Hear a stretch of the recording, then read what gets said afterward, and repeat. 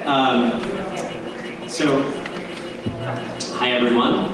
Welcome to this panel discussion on collateral freedom, using global trade to change censors' incentives.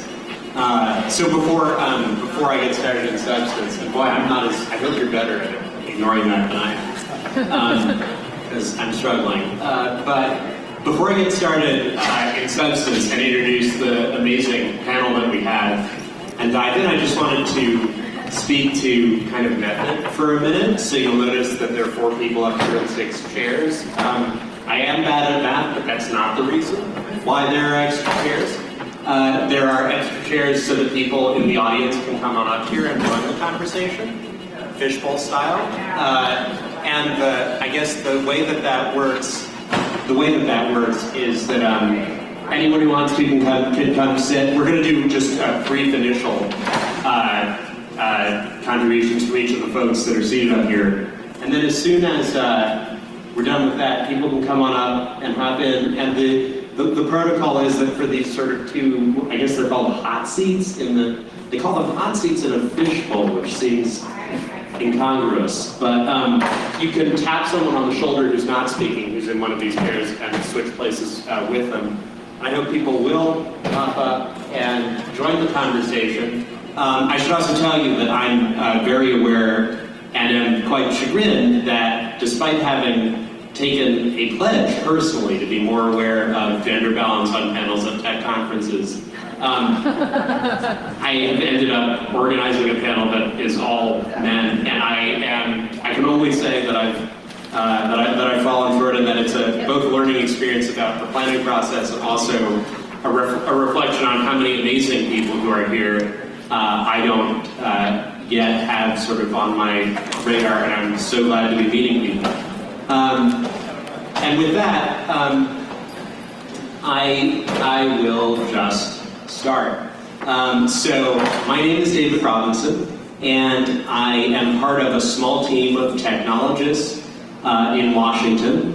There are 3 of us, and we work on a variety of issues where computer science expertise is needed by leaders in nonprofits and in government.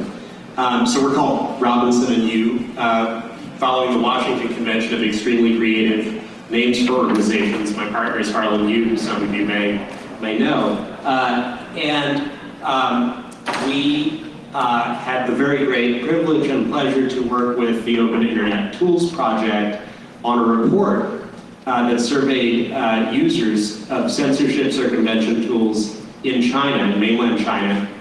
And Collateral Freedom was the name of that report, reflecting our core finding. And we'll come back to that in substance, but let me just introduce these amazing folks. So Jim Cowie, to my immediate left, is the CTO of Renesys, which has, many of you will recognize that name, the name of the firm from some of the most informative blog posts that you've probably ever read on internet freedom that are not only at Renesys' own blog, but also their graphics end up all over the place because they really do occupy a unique niche in terms of tracking the transnational flow of data amongst autonomous systems on the internet.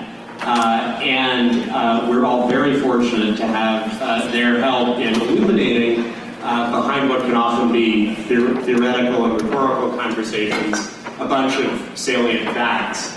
And I feel very lucky to have Jim with us today, and he'll talk a little bit about some of the inferences that they have been able to draw from some of what they have observed. To Jim's left is Ox, who is one of the, who of course, Ox is a pseudonym and a literary reference, which he may illuminate for us. Ox is on the development team for Lantern, which is a relatively recent addition to the arsenal of purpose-built censorship circumvention software tools. And finally, to his left, Steve Schultz is a program officer for Internet Freedom at the Bureau of Democracy, Human Rights, and Labor at the State Department, which means that he is intimately involved in the grant-making activities at state that support the development of internet freedom tools.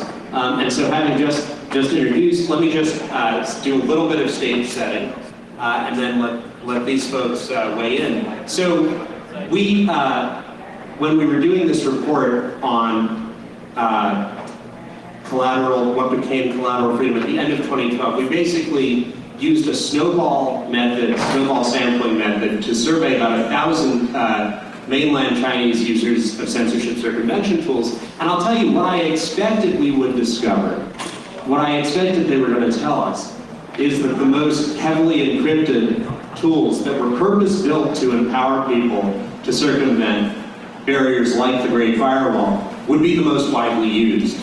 But what we found, and the report is online and I would encourage you to look to it, what we found was something close to the opposite, actually.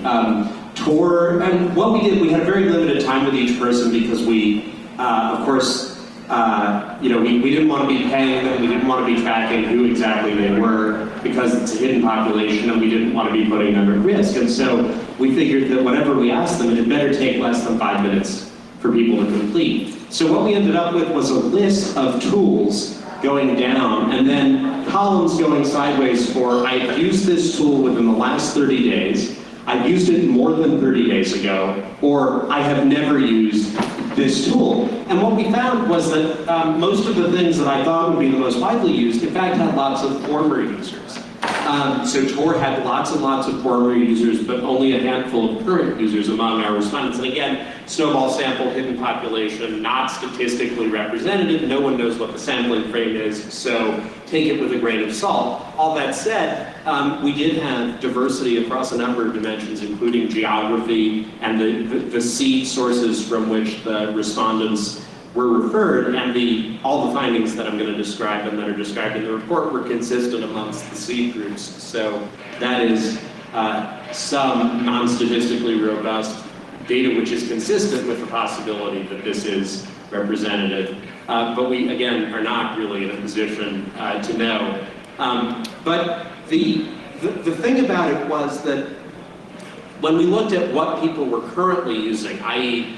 had the most users within the last 30 days time frame, the single most widely used tool was something called GoAgent, which is a proxy server that runs on top of Google's App Engine infrastructure and is actually designed so that if you are a user and you want to circumvent censorship barriers, you basically pretend to be a software developer and upload this prefab machine image to Google, where of course as a developer you get a free sample of their amazing infrastructure and can run a server for a little while before they start to charge you. And so this is a system designed so that you go ahead and upload that server, and what you have is a proxy server in Google's cloud. Now everyone thinks, oh, it's Google, so it's blocked in China, right? And the answer, it turns out, is that it's complicated, and some of the things that especially businesses rely on are not consistently blocked in China, and in fact continue to be reachable.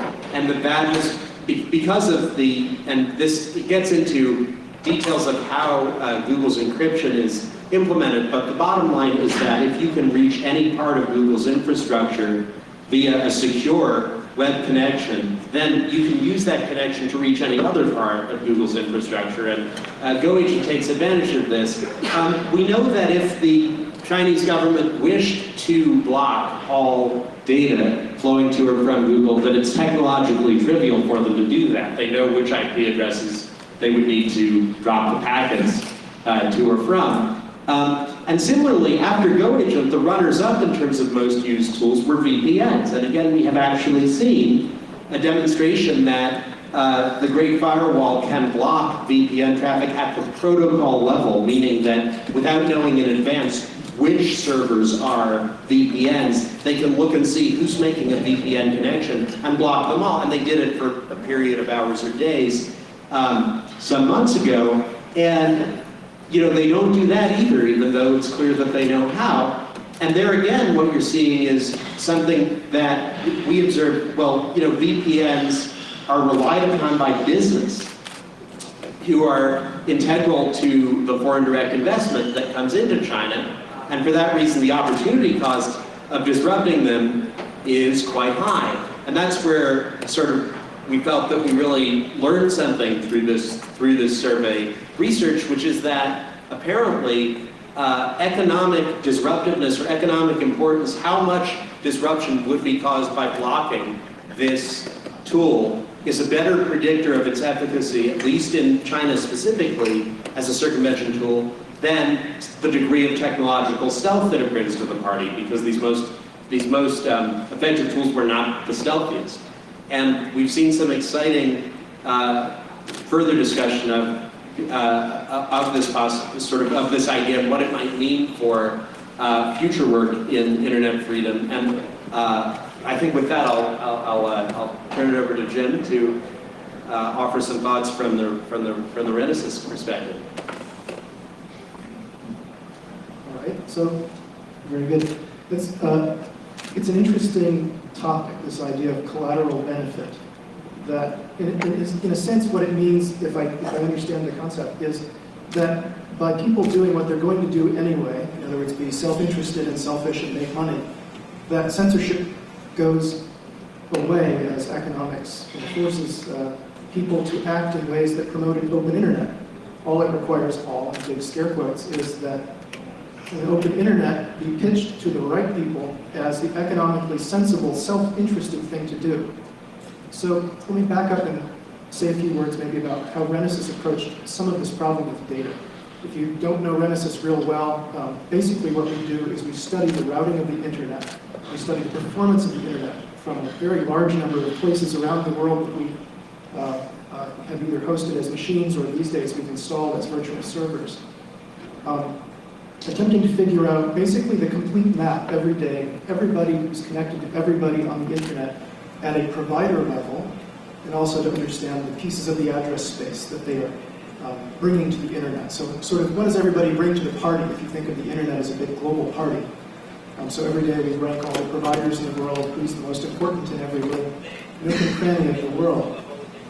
So we did a study, and we had an interesting hypothesis, which was that there was a quantity called frontier diversity that would be important in understanding how vulnerable a place was to being disconnected in one flash, like the Egyptian shutdown, or the entire country of Syria going off internet all at once, right? Countries aren't supposed to leave the internet all at once. They're supposed to kind of trickle out, they have regional damage, somebody cut a cable. But what we did was very simple. We took every autonomous system on the internet, and we tried to assign them to a country, if they could be. So somebody like Google is not, somebody like Level 3 is not. But somebody like Turk Telecom is, that's a Turkish AS. So we classified all of these into their country of origin. And we said, pick any country. How many of those providers in that country actually have the demonstrated ability to do business with somebody outside the country, like directly?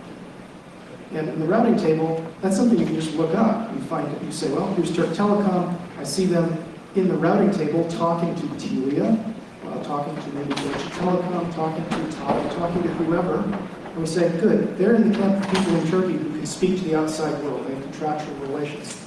We said, let's just count these. Simple counting, right? I don't have a great statistics background.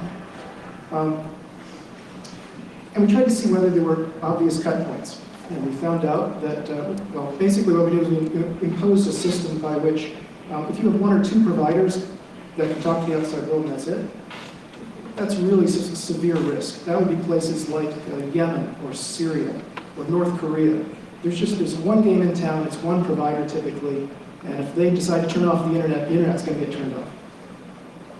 And it goes up from there, a cut point rather arbitrarily at 10, at 40. If you can make it past 40, then you're a country like Canada that has so many providers that have individual relationships with foreign providers that we hypothesize that such a country is less likely to be at risk. And we looked at that over the course of the next year.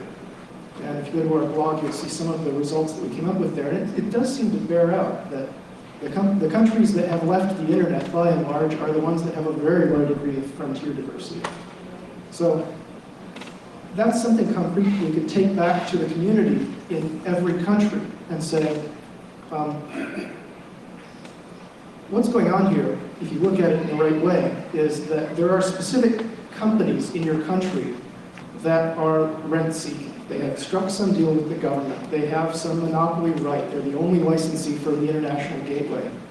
And while that may work for the government and it may work for that company, it's not the best thing for everybody else. Because it makes the entire country more susceptible to accidental shutdown, if nothing else. It also makes you more susceptible to cyber attack. It also makes you more susceptible to government shutdown. The point here is to talk to the business community, to find them, all the people who are not that guy at the frontier, and say, banks, content providers, you guys have internet that's terrible, and it's largely because you can't directly talk to the outside world. If that case could be made to enough smaller providers in every country, so that they could petition for redress and say, we want to buy international services from level 3. I don't want to buy it from Telecom Egypt who then resells me a circuit from level 3 at some markup. Then the hypothesis is that more and more countries would be dragged up this hill towards increasing diversity. And then hopefully, regardless of what specifically happens day to day in terms of policy and regulation, you would have that reservoir of diversity so that in case something were to go terribly wrong, you would have enough fallback connectivity to the outside world to survive that, to be resilient, and to continue offering banking services, to continue trading on the London exchanges when your internet connection is fragile, but then it fails over to your backup provider. I want to stop there because I think that's the basic concept. Hopefully that falls into the collateral category.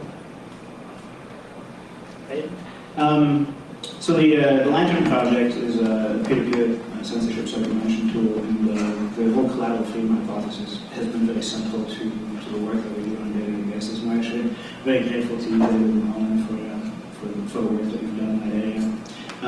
When we look at the world, we concern ourselves with a very particular kind of censorship. So if you look at a country like China, for example, they censor in-country through their relationships with ISPs and content providers. And that's not really a problem that we're interested in tackling. What we're looking at is what happens when you transit national boundaries. Right? So we've got somebody inside of a censored country who wants to get access to content outside of that country on the open internet. Excuse me. And in order for that to happen, basically all the different solutions boil down to more or less the same thing. You need something outside of the censored country that we call a proxy server. You need some way for someone inside of the censored country to learn about the existence of that proxy server. You need often to get that person software that they can use in order to communicate with that proxy server, although that's not always the case. And once that person starts using that proxy server, you need to be able to communicate with it in such a way that the censors can't figure out what's going on and subsequently block that proxy server. So on a day-to-day basis, our life is really deeply concerned with keeping these proxy servers unlocked and figuring out ways to get them to people that the censors can't intercept and can't block. So to all of these collateral freedoms is very important. So specifically, the way that we get our software out to people is by sending them links to email, which works because email tends to be unblocked, because if a country blocks email categorically, doesn't cause a lot of collateral damage. Once they have that link, we're able to distribute them the software via Amazon's S3 servers, which works for similar reasons to what David was earlier explaining about Google's App Engine, although slightly different.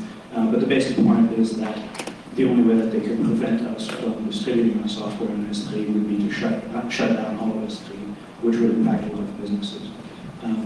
Once our users have that software, they communicate with our proxy server using protocols that look more or less like the protocols that people use when they're surfing the web. So there we are essentially hiding in plain sight, which again works because the censors are unwilling to just categorically block web traffic because that would have severe consequences. So really at all levels, collateral freedom is extremely important. But really the reason that it works is because of sort of structural features of the network, and specifically because a lot of content, both that they want to censor but also that they don't want to censor, is actually outside of the national boundaries. So when we look at developments that are happening, for example, with Amazon opening up a version of their Amazon Web Services service in China, one of the things that we want to make sure it doesn't happen is a balkanized internet. because the more that content and services can be moved into the censored countries, the lower the collateral damage becomes from blocking these. So that if the amount of traffic that's transiting national boundaries gets too small, then you can just shut it down, and there's nothing that we can really do about that. So that's really how we look at collateral freedom, the work that we do, and it really impacts a lot of the censorship circumvention tools. And there's a lot of sort of community coming together and looking at ways that we can take advantage, especially at the protocol level, of things that are being used for quote-unquote legitimate uses. So I'll leave it at that. So, as David mentioned, I'm Steve Schultz. I work at the State Department. I work within the global programming, and in government, programming means grant making. We have a lot of code words. And so I have a couple of remarks in my current role, but I also wanted to take a step back because before joining the government, I was an academic, and I'll throw out a few ideas that are maybe chum for more conversation, and maybe we can get some folks up on stage to discuss them as well. From where I sit, we are very excited about this notion articulated by the Collateral Freedom paper, I think being actively experimented upon by projects like Lantern, by other projects like, I'm sure some of you are familiar with the folks at Great Fire and Free Weibo that are experimenting with different techniques, seeing how repressive regimes respond, etc. I think it's a powerful approach to anti-censorship, tying that policy consideration back to the economics, back to the fundamental benefits, the fiscal benefits to regimes and to individuals, finding ways to make those interests align. And I think it's also important, and this is where I'll start to drift a little bit into the higher level ivory tower pontificating, but I think that it's important to note that the economics of the internet are at once familiar and new. I think that the economics of the internet, so economists have this notion of network effects that is an idea that's been around for a long time around different products. The idea is the more people that come onto a particular platform, the more value the platform has as a whole. So the more people that buy fax machines, the more valuable buying a fax machine is because you can talk to other people, you can send faxes to other people. And you see this a lot in information technology of various sorts, but in other economies as well. The internet adds another layer, or layers to that, quite literally, in that we have the infrastructure layer, we have the content layer, and we have other logical layers in between. And innovations are happening at all of those different layers, and those are adding to the value, the economic value and the social, political value of the network. And in many cases, I think when repressive regimes seek to shut down activities on the internet, when they seek to censor, they are trying to they're trying to stop the activity that they don't like without stopping the additional benefits, some of which are often unexpected benefits, spin-off ideas that never could have happened if we didn't have this core infrastructure of the internet. And so the question is, are there ways that we can structure the way that the internet works, our policies around the internet, that make that kind of picking and choosing more difficult? And historically, one of the policy considerations we've had, and I'm not primarily a policy guy, although I'm happy to talk policy, but one of the primary policy considerations we've had when it comes to the internet around the world is access, universal service, as we call it in the United States. And we heard this morning about how, of course, still more than half of the world is not connected to the internet. Access to the internet is critical, but it's also critical, getting back to your point about balkanization, that that access is true access to the whole internet. So it's not just universal, it's unitary access. Maybe that's not the right word, something along those lines. But that access to the internet means access to the internet. And in many cases, I think that the repressive regimes that are trying to shut down access to information, access to different tools for communication, are trying to break that unitary notion without breaking the notion that individuals have access to some network. So I think going forward, the question is, if a collateral freedom approach is going to be productive and really effective, how do we make those that would seek to pick and choose the ways in which the internet is used and usable feel the full force of that collateral damage, the collateral damage of the network effects, the collateral damage of the unexpected uses that they're not going to be able to experience? I don't have a perfect answer to that question, but I think it's a matter of realigning, again, the economic incentives with those specific decisions, so that the doing good and doing well in this case end up aligning with each other. And sometimes we can make technical decisions, and sometimes they're policy decisions. I'll mention one of my favorite RFCs of all time is RFC 3271. Vint Cerf's "The Internet is for Everybody," which I would commend to everyone, which is really a policy statement in a technical clothing. But I'll leave it at that. I kind of threw a bunch of ideas out there. I wish we could compare notes on our favorite RFCs, but I'm not prepared to. People can come on up who'd like to join the conversation. And in the meantime, I'll just say that Steve mentioned the work of greatfire.org, and I would like just to make sure that we're all aware of the beautiful work that they're doing. So in specific, what they did when Reuters, and I think Bloomberg, but several Western media outlets were blocked in China, what they decided to do was to mirror the blocked content at an Amazon URL. So you have to imagine that this is HTTPS, secure aws.amazon.com something, right? And the beauty of this is that although a censor can tell that encrypted traffic is going to this Amazon web address, the censor can't tell which data it is. And so the sort of difficult choice, as Steve was indicating, is whether to block the whole thing or not. Another example of this was a list of engineers involved in the creation of the Great Firewall, which was censored but then was mirrored onto GitHub.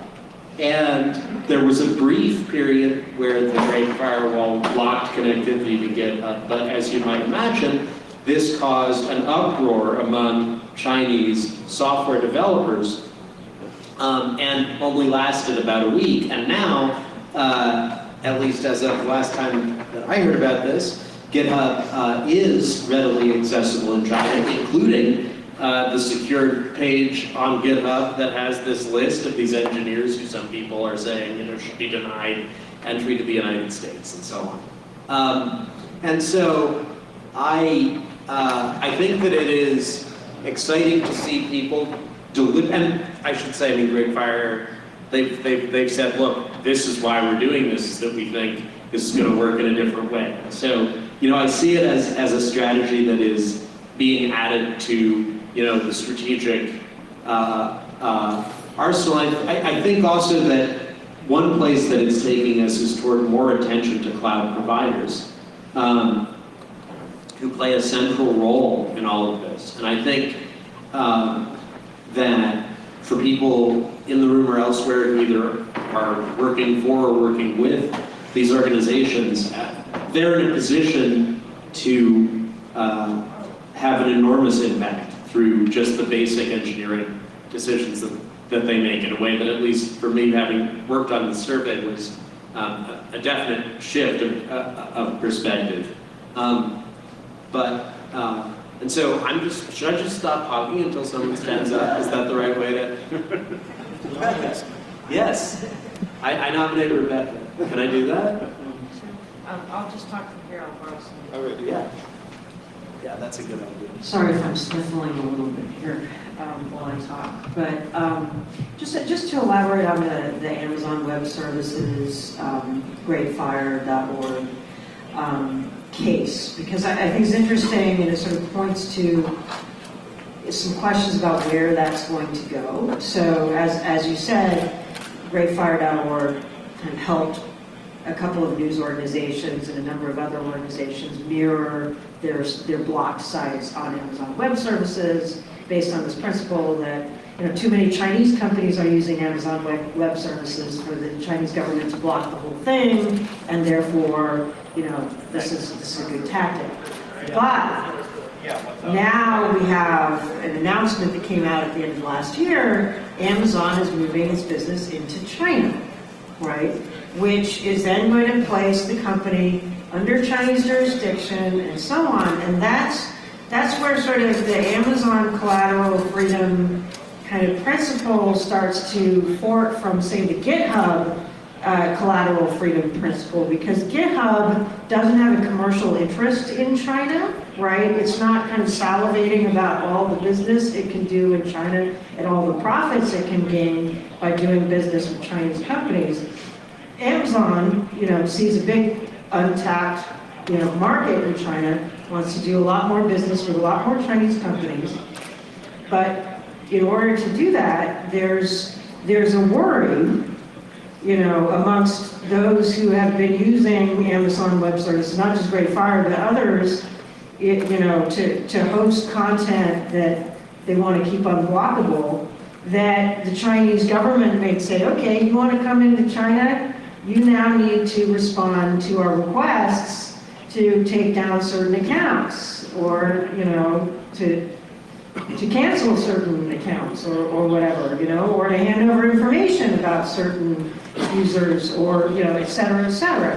And it's when a company starts having a big business interest in a country, even if they're not hosting the content in that jurisdiction, they start having to make compromises. And you've seen this with quite a number of other companies. And so there is a question of whether Greatfire's Amazon web hosting strategy is going to work, as Amazon gets further along. And, Amazon, it's not a member of the Global Network Initiative. It hasn't been willing to kind of have dialogue or sort of make public commitments around, do they have a process for handling government requests?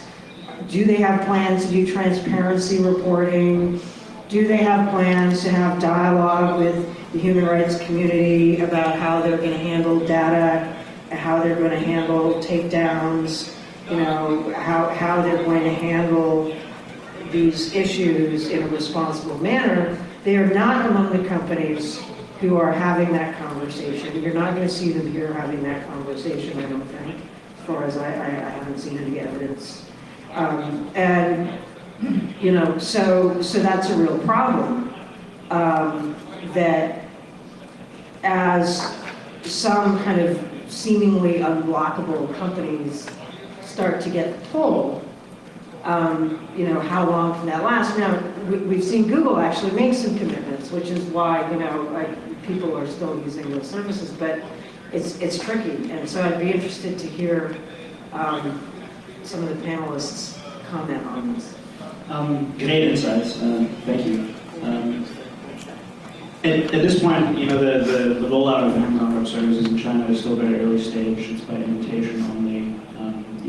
From reading the announcements and reading the documentation that they have, you very much get the feeling that they're still kind of feeling it out and kind of, just figuring out what exactly they're going to do to scale these things. So I don't know how many conclusions we can draw at this point, but a couple of interesting details I would share with you what you can interpret as you wish. One, Amazon will not, per their announcement, be owning or running the infrastructure in China. They're actually partnering with local companies and ISPs to handle that for them, which has potential implications for their relationship or the lack of relationship with the Chinese government on that front. And the other interesting bit is that they are segmenting, at least for the moment, that service completely from the rest of the international AWS offerings. So, when you use AWS, you sign up, you get an account, and with that account, you can manage all of the different servers and services that you deploy with AWS all over the world. That sign-in doesn't work for China. You have to create a separate sign-in. What exactly that means, I'd be speculating, but it's an interesting thing to think about. I'd actually like to speak to that. I was about about your microphone, Rebecca, since you were saying you were sniffing. So any company that's going to host content in China. Sorry, could you identify yourself? Oh, Mary Work, I'm with Adobe Systems. I used to be with Yahoo, and I used to oversee Yahoo's international law enforcement stuff, right? Including disclosure of content in China. And, you know, if you have a server on the ground in China, you have to comply with Chinese law. That's the price of entry, and there's no way on earth you would be able, you know, could you imagine if a foreign company came to do business here in the United States and the U.S. government showed up and said, you need to disclose content consistent with U.S. law, and they said, no, sorry, we're not going to do it. You'd go to jail, just like you would if you have staff in China.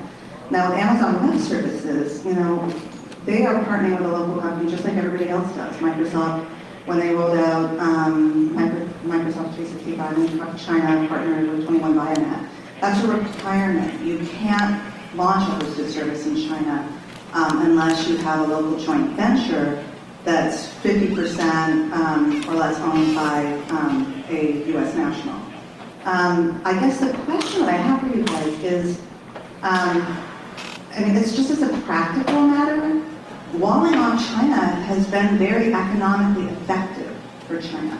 I mean, you look around the world and companies that haven't walled off the internet in the way that China has haven't developed competitors to the US-based market in the way that China has. You know, Sina, Sohu, Baidu, you know, it's an extraordinary market, and by protecting that market and only letting players into that market that comply with local regulation, and with the US government letting China into the WTO and not compelling them to allow cross-border traffic consistent with WTO obligations, has just exacerbated the problem. It's let them have the economic benefit of the wall off while becoming a member of the WTO. And so I'm curious to see, I mean, to hear from any of you. I mean, I'm not seeing anything that suggests that the Great Firewall has been anything but a great economic benefit for China.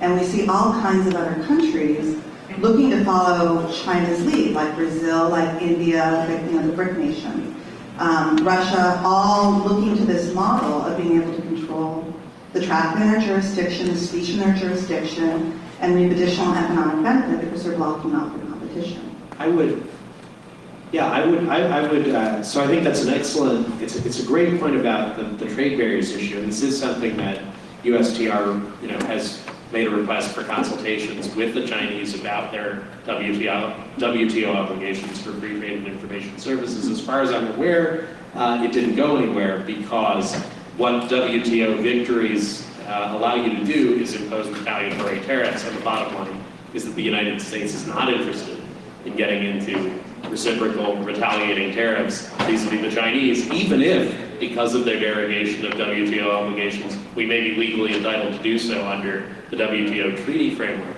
But I think, and I mean the balkanization concern, I would without in any way apologizing for or smiling upon those sort of latter and newer balkanization efforts that we're seeing out of places like Brazil, I would distinguish those from what we've seen in China in a couple of respects that strike me as being likely to matter. I mean, one is that, as far as I'm aware, the Brazil, well, I guess, yeah, you could ask the question. So if they say, you know, users have to put, you know, if you have Brazilian users, you have to store their data in country, and Facebook says, well, that's not our practice, then what, right? Is Brazil going to block, is actually Brazil going to block Facebook? As far as I have heard, and I don't, maybe others, I don't know if you've been following, I don't know.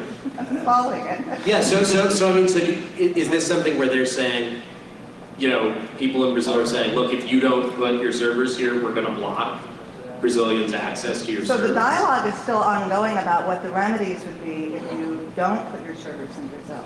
The challenge really is in the Brazil situation is that companies like Facebook or Adobe or like Microsoft who actually have staff on the ground there, if they don't comply, they have people that can go to jail. The people who are in the clear are the folks like the GitHubs of the world who don't actually have staff on the ground in Brazil necessarily, and so you can flout Brazilian law without having anybody on the ground to pay the price.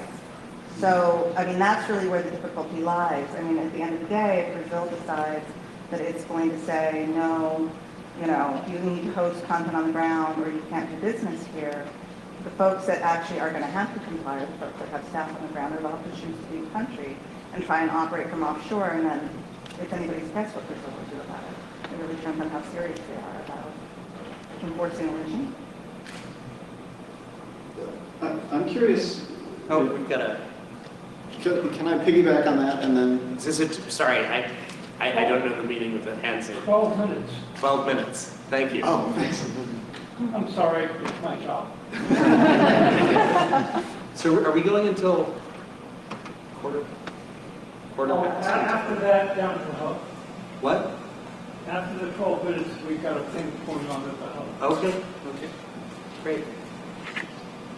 I was just curious from the Renaissance perspective, looking at frontier ASs, if a China looks significantly different from a Brazil, looks significantly different from some of the other places where we've seen these types of proposals or proposals in this family floated. Right. So one thing I've heard a lot of today, just sitting in various sessions, is this concept of the elephant or the unicorn, right? The outlier in the series who is so large that while they dominate conversation, the physics of the internet don't apply to them in the same way as everybody else. So Google, Facebook, these are the whales of content. China is definitely the outlier in terms of the fact that they've achieved critical mass and they've managed to keep the frontier basically closed. And yet, when we look at it, we classify China as the lowest risk category for disconnection. And partly that's just the numbers I'm supposed to play straight with my model, which says there are a lot of autonomous systems in China, and actually there's a reasonable number of them that, mostly because of Hong Kong, have what looks, for all intents and purposes, to be direct connection to the outside world. Although most intermediation of the internet in China is dominated by the big carriers. It's a little unusual in that we actually have to resort to other means of detecting what potential impairments and economic problems and fragilities may be lurking there in China. We just had this big example of, there was a huge DNS problem in China shortly ago, where there's a great firewall glitch and everything was blocked briefly, and then everything was unblocked.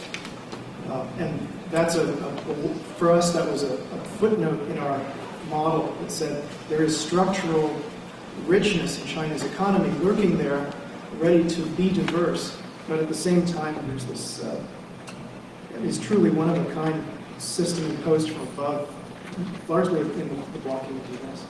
And let me just sort of pick up on that too. I think one of the real questions here is, outside of China, what other countries that are connected to Censor are susceptible to these dynamics in such a fashion that you could really think about closer coupling between freedom traffic, for lack of a better term, and commercially significant traffic as a promising approach. And I would look to, potentially middle market countries where competition for FDI is keen and is a high priority, places like Vietnam, for example, as potentially promising places in terms of providing, and some of it is pretty basic, right? I mean, everyone has Amazon, but has anyone taken, stuff that's in the language of that country and made it available via this mechanism?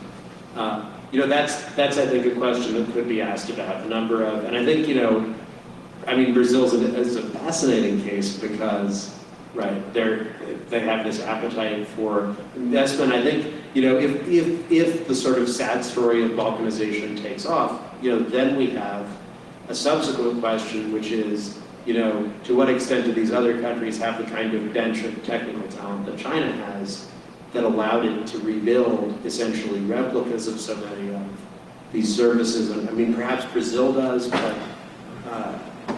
there are probably a lot of countries in the world that don't. And now Danny wants to say something. I want him to have a microphone. So I remember when you first, so I'm Danny O'Brien, I work at the FF, and I remember when we were first talking about this, that one of the attacks against the Google-mediated censorship system that we came up with was China dropping off censorship circumvention tools for lots of American school children, so that would force the Google to actually fix their system, because schools would complain that their own censorware was being got round to. But more seriously, the censorship, a lot of what this hitching a ride issue is really an issue of, can the censors peel off the content from this valuable content? And there's two parts to this. One is clearly there is an economic incentive for them to do that, because it lets them complete a policy that they're pursuing and keep the good bits flowing. But the other thing, I mean, one of the most worrying developments in pervasive censorship that we see is actually not about the expansion of censorship, but the narrowing of it. So that, you know, if you block YouTube, a whole country rises up as one and wants their cat videos back. But if you can block a narrow URL, or you can block some other image, it's one of the reasons HTTPS is so important, then if you minimize the effect to everything else, then it's a better censorship system from their point of view. And it seems to me that this approach falls into that subset of something that they know they already have to do, which is to peel away the bad content and actually cause a limited amount of collateral damage for the other materials that they're targeting. Yeah, I mean, I think it's crucial that we have a way to make that harder. And I mean, I think it's in some way it's sort of a slightly different gloss on what the challenge is how can we make that kind of narrowing, you know, harder to do, and that's why as you said, HTTPS is so important. But I mean, I wonder whether are other. Do you guys have? Oh, sorry. We're just playing musical microphones. This one works as well. Yes. So one of the interesting things that we look at for Lantern project, you know, we're still fleshing out the story here, but we're very interested in peer-to-peer. And so a lot of what we've been talking about today is the traditional sort of client-server. You know, somebody wants to access a big site host device in a big company or what have you, and that also tends to follow the pattern of what you see in the corporate environment, what companies like to use, because that sort of centralized infrastructure provides nice control and security features and what have you. Peer-to-peer is interesting because in some ways it's more difficult to deal with if there's collateral damage. Right? If you've got all these different nodes on the internet, some of which might be legitimate, that becomes a more challenging problem for the censors. The problem that we have right now is that there aren't a lot of business users for peer-to-peer, so the collateral damage is low. So something that I personally would really love to see, and I'm curious if anybody's thoughts about what potential applications might be, but it would be really nice to see sort of an explosion of peer-to-peer usage by business, because that might actually you know, increase the viability of those types of mechanisms.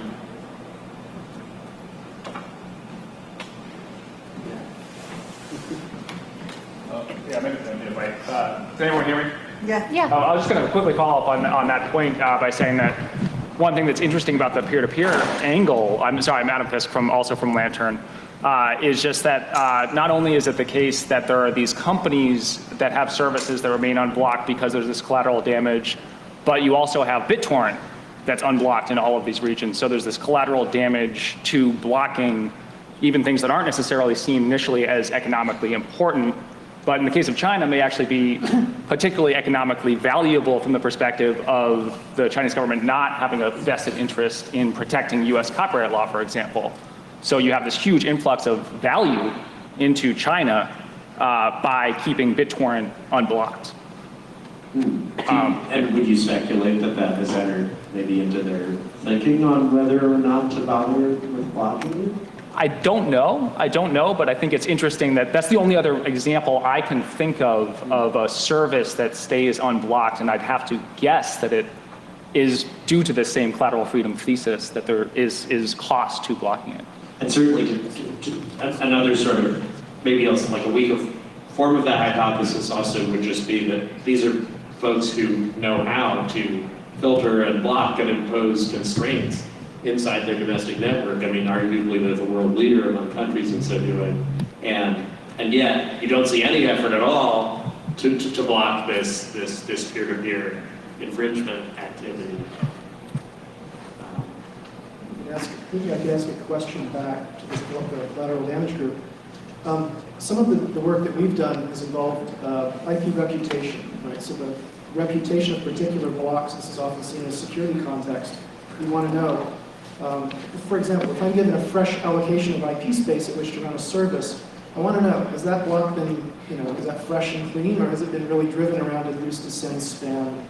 I would imagine that the collateral damage concept could, unfortunately, go the other way. Somebody who has a very valuable, high-value service might say, legitimately, I don't want any of you guys up next to my IP address space, close by addresses, because of the potential that I'm going to attract blockage because of who you are.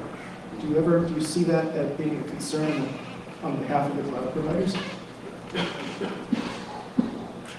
It makes logical sense.